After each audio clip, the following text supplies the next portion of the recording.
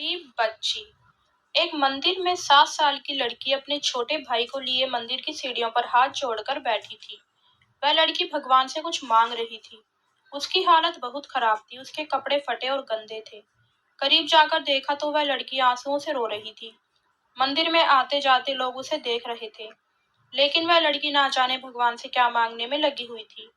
जैसे ही वह लड़की उठकर वहां से जाने लगी, एक बड़ी गाड़ी से उतरी अमीर औरत ने उसका हाथ पकड़कर पूछा, बेटा तुमने भगवान से क्या मांगा?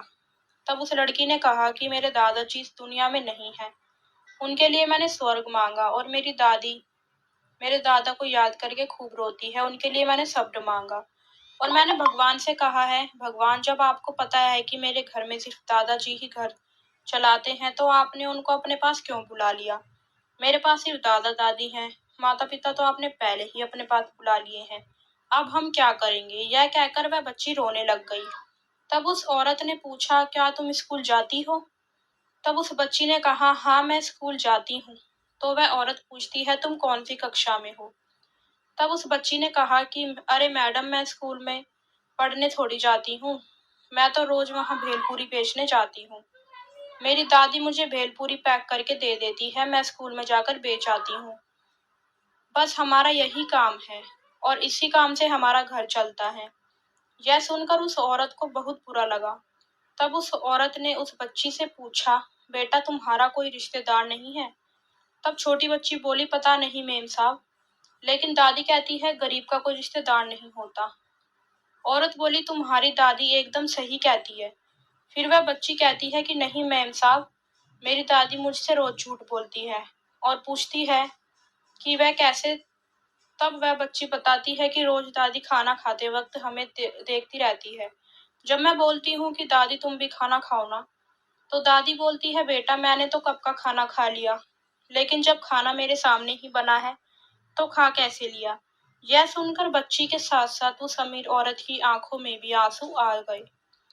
तब उस औरत ने बच्ची से पूछा, अगर तुम्हें खर्चा मिल जाए तो तुम पढ़ाई करोगी? तो बच्ची बोली, बिल्कुल नहीं।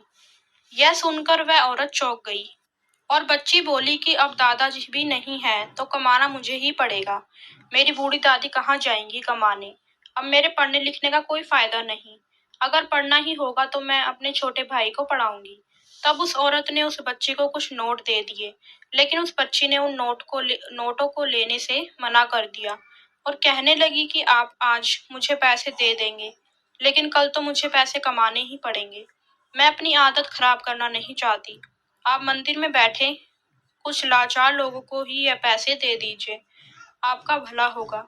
जिन्हें इस पैसे की सख्त जरूरत है, उन्हें ये पैसे दे दीजिए। यह कहकर वह अपने छोटे भाई को लेकर वहां से चली गई, और वह अमीर औरत वहां खड़ी खड़ी यही सोच रही थी कि यह छोटी सी बच्ची कितनी समझदार है। और आज यह लड़की मुझे भी यह समझा गई कि सिर्फ जरूरतमंद लोगों की ही मदद करनी चाहिए।